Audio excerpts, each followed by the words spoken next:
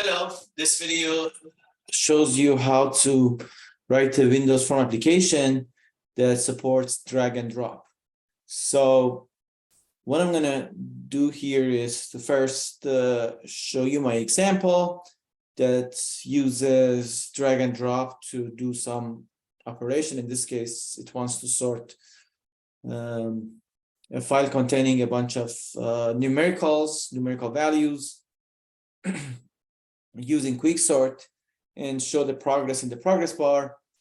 And then after I show you a demo of my application, then I'm going to go through the code and explain how this can be done in Windows Form applications. So let's begin by the demo.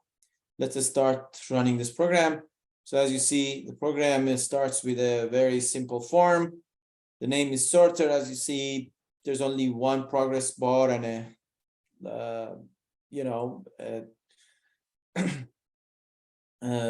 label here that writes ready, that shows ready here, and basically there's no button on this form. There's only one text saying drag a file and drop it here to sort. So I'm going to try dragging a file and dropping it here. So for that, I have created about 20 files. Let me create a copy of the first file first. So I'm going to do copy paste. Now I have one that copy and one. Both of them are the same. Let me open one to show you how it looks like. As you see, it's basically a bunch of numbers that are placed in some random order. I'm going to sort this. So let's close it. I'm going to sort basically one copy instead of one because I want to have a copy of it too. So you can compare it afterwards. But I'm going to open the one dash copy so you can see this is the same exact file. This is made of about 100-some thousand numbers that are placed in a tab delimited fashion in a tabular data, in a tabular format. So I'm going to drag this file and drop it on this program. Let's see what happens if I do that. So as you see, it says, please wait, and then it says ready. So it seems like it has successfully sorted this file. Let's try and see if it's the case. When I open this file again, you see it's sorted. You will see it's sorted if I go all the way to the beginning. You see it begins with the number 100 million, all the way to the last one is 999,999,140. So everything is sorted now. And as you saw in the bottom in the progress bar was showing the progress of this sort operation. Let me try this with this file, 520, which is a little bit larger. That's like 8 times larger than the previous one.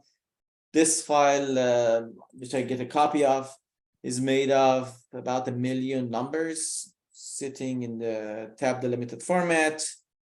And I'm going to show you how this looks like after I drag it and drop it on this sorter program. The drop, it says loading this file now. Please wait, we are sorting it. And after it finishes, it says the last step was saving the file, and then now you have the sorted list like in this file. Let me open it so you can see. As you see, it has sorted the whole list from 100 million all the way to 999,999,268, and there are 912,000 different files, about 1 million. But it didn't take that long because I use a good sort operation. I use a quick sort. Now let's get into the code and find out how this code, how this program is written. Before I get to the code, let me quickly show you one last example. If I put a file with different extension, the previous ones were all TXT, but this one is CSV. If I try to drop a CSV file here, you see it doesn't let me do it. And if I, let's say, try to pick multiple files and drag it here, it doesn't let me drop it here. You see this red sign which says you cannot drop it. I'm going to show you how these are possible. So let's get into the detail of the code. Let me close this. All right. So on the main form, which is form 1, what we have is an actual form, a toolstrip progress bar, and a toolstrip status label sitting on a status strip. And there's a label here which basically tells the user how to use this program. This form's title or text is sorter. I do have a background worker here. The background worker is basically generating or creating or spawning a new thread responsible for sorting the drag file, because the sorting operation may take a long time. So it's better to have it on a different thread using background worker. You can also report the progress, and it's going to be a nice way to handle this operation. Then I'm going to show you the forms events and the ones that have been handled. As you see, 2 main events that have been handled are drag drop and drag enter.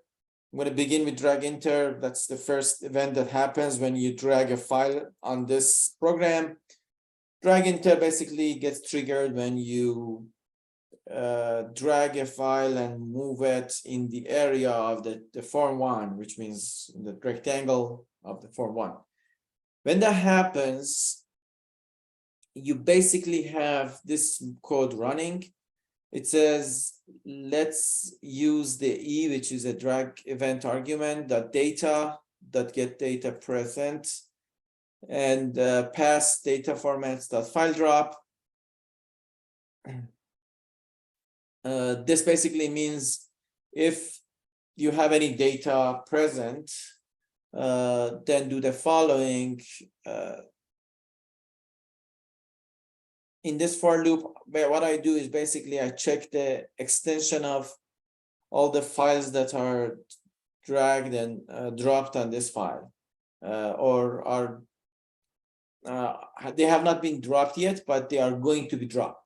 So I say for every string file in the array of all the files that are dragged, which basically can be obtained by e.data.get data of data formats .file drop.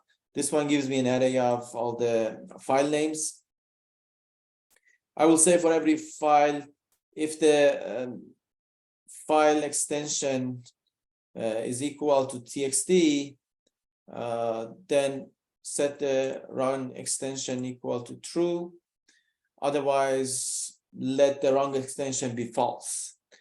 And then I have created this if else statement, which basically says if the extension is, I'm sorry, I should have said if the extension is not txt, I'm going to set the wrong extension equal to true, otherwise it's false. So in this if statement, I will say if it's a wrong extension, or if the data that the data that is dragged, which means the files that are dragged are more than 1, which means the length is not equal to 1, then set the effect of the drag mouse equal to drag drop effects none, which was basically the red symbol showing that your drag is not effective. Otherwise, e.effect is going to be drag drop effect.copy. If you remember, when I drag the file on the program, it shows me a copy effect. There are other effects as well. You can pick move effect, link effect, and there are, you know, a scroll effect, all of it. I'm going to keep it the same as copy. So that's going to take care of the drag event, drag enter event. Drag drop event is a different event when you drop the file, which means if you leave your or if you leave the button, the button that you have pressed to drag the file. If you leave that button on the form, the file will be dropped on the form, and then this event will be triggered, and this event handler is going to be called. What I do here is I call the run worker async method of my background worker on the first file. Because I know for sure it's only one file, because I have eliminated the chance of other multiple files here. I know there's only one file, so I basically say, let's pass this file to the run worker, to the background worker using run worker asynchronous. This method is going to trigger the do work event of the background worker. Let me show you the do work events of the background worker. On the background worker, what do I have? I have a do work event handler, I have the progress changed event handler, and I have a run worker completed event handler. Let me begin with the do work. On the do work, I create a new sorter class object, which is basically another class, which I'll show you later. Then I will basically call the load, store, and save method of that sorter class. Everything about loading a file, sorting a file, and saving it back to the same file are implemented in the sorter class, which I'm going to show you. What we need to pass as a constructor input parameter to this sorter class is going to be the actual file name, which I pass to the run worker asynchronous. I pass the file name to the run worker asynchronous method of the background worker. That parameter can be extracted by this do work event args, which is called E. So I need to say e.argument, and then I have to cast it to a string. This is the name of the file that I'm going to sort. And then I have the background worker pass to the sorter, because I want to basically report the sorter's progress to this background worker. So I will pass it to the constructor of the sorter, so I can basically report the progress of the sorter back to the background worker. Let me now switch my attention to the sorter class. The sorter class has a interesting constructor. It gets a file name and a background worker. It's gonna store the file name in the file name string, and background worker in the async worker internal variable, and then it has a progress integer which is set to 0. That's basically the progress from 1 to 100. The estimated comparisons, that's a number of comparisons that the quick sort is going to do. My estimation is log of n, because I'm sorry, n log of n, which is basically the complexity of a quick sort, but maybe in some cases the quick sort can do more comparisons because, you know, the n log n is the average case, but the worst case scenario is n squared. Although n squared happens very rarely, but you know, it's possible to happen. So yeah, that's basically my estimated comparisons, and that's pretty much it. The raw data is basically is an array of strings, which I use it later. I'll tell you how I use it. Now, in the load, sort, and save, which is going to be called by the background worker do work event handler, what I'm going to do is I'm going to start reporting the 0 progress on the file name. I'll tell you how to handle this method event that will be triggered. So this method is going to trigger an event called progress changed, which I'm going to handle it later in the other class in form 1. But for now, let's go over this method. That's the main logic of the program. Basically, I report 0, then I will load the file, then I will sort it, then I will save it back to the same file.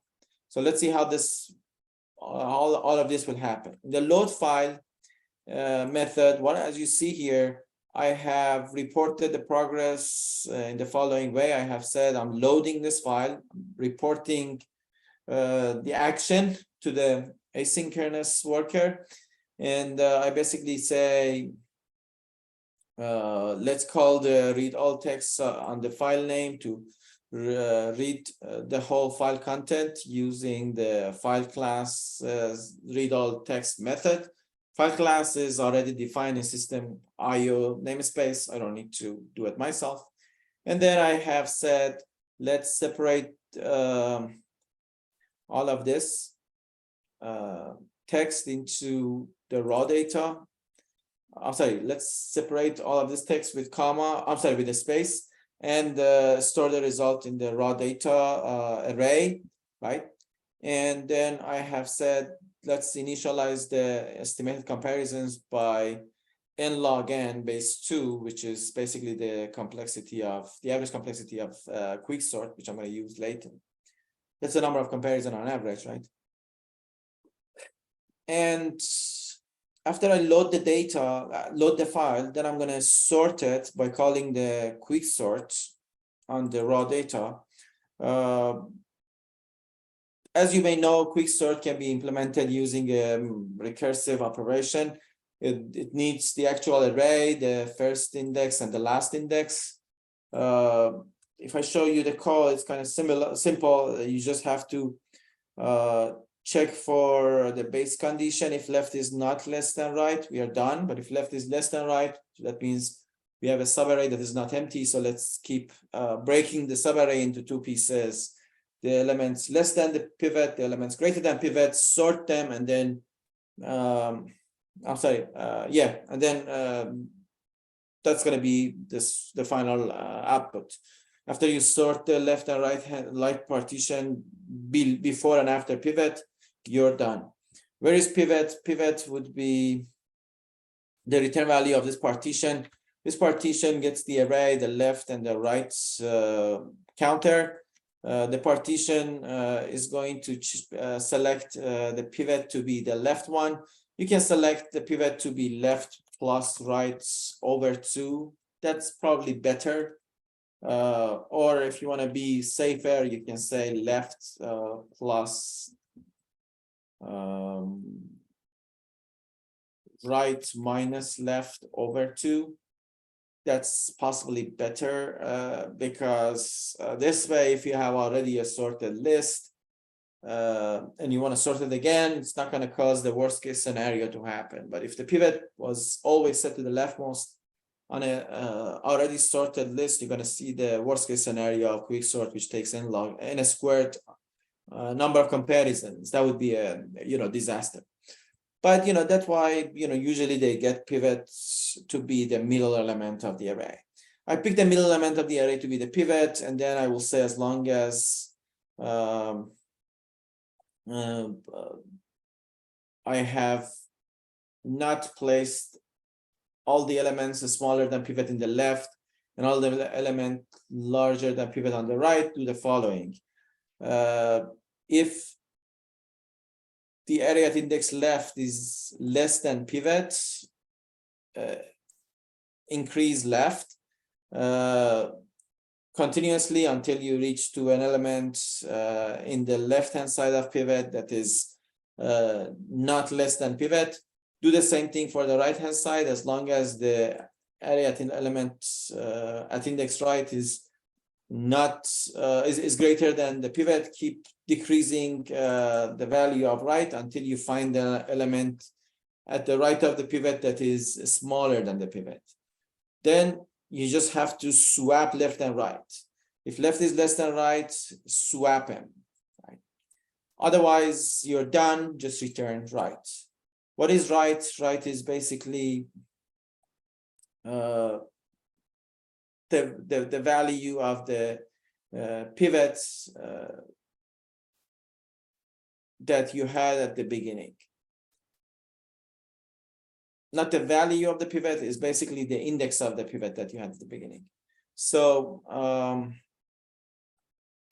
the partition is going to return the index of the pivot. That's why after you do the partition and make sure that every element less than before pivot is less and every element after pivot is greater, you're going to possibly report the progress and in this for loop, and then you're going to call the quicksort recursively twice, one for the left hand side from left to pivot -1, one for right hand side, which is pivot +1 and right. And that's pretty much it. The progress report part is simple. You just count your progress by adding the progress by the length of the subarray, which is right minus left +1. And if the current progress percentage, which is going to always give you the amount of progress divided by estimated comparison, which was n log n. If this current progress percentage is not equal to progress percent, then update the progress percent and call the report progress method on the asynchronous worker. And I'll tell you how this can make effect on the, or how this can affect the UI. Basically, this method triggers the progress change. Then I will handle the progress change by increasing the value of the progress bar's progress percentage. So the last thing we do in this method is save. The save file, as you see, is basically reporting the 100% progress, and it's going to write the sorted raw data back into the same file, and it's going to close the file. So now, one last thing, the save file has to show on the label beside the progress bar that we are saving this file, so the user know what's going to happen, what's going on at the current moment, you know. So basically saying I'm right now saving the file. So the last thing I have to say is how progress change event can be handled, because anytime that I say let's report the progress, this event handler is going to be executed because the event progress change is going to be triggered. So the progress change event args E contains the a string that I always pass. That's the message. Either we are loading or saving or sorting. And it also contains the progress percentage. The progress percentage is going to be given to the toolstrip progress bar if you're not loading or saving. If you're sorting, I will, use that progress percentage as the value of the progress bar. That's why you see that green bar is going from left to right, completing the cycle, showing that we are sorting everything. If the message starts with loading, that means you have to update the toolstrip status label text and keep the value of the progress bar equal to 0. If if the message starts with saving, that means you have to put the message on the label and set the value of the progress bar equal to 100. Otherwise, you're gonna give this message, please wait in sorting this file, and then set the progress percentage or assign this progress percentage to the value of the progress bar.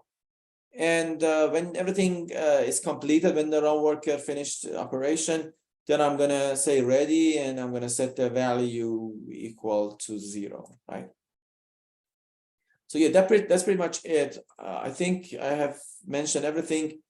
Probably one last detail that I wanted to mention about this is when the form is being closed, if the background workers are still busy, don't let the user close it. So as an example, if I run this program and let's say I closed it, but if I just drag a big file on this and let it sort, and at the middle of the operation I get tired and I want to close it, it doesn't let me close it. But if I close it when there's no background worker busy, it let me close it.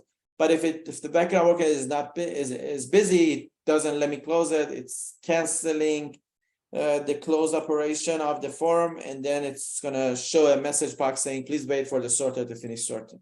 Don't, interrupt the sorter, because if you interrupt the sorter, you're gonna leave the file in a inconsistent fashion. You don't let the file to be sorted and stored in the file system. All right, thank you very much for watching this video.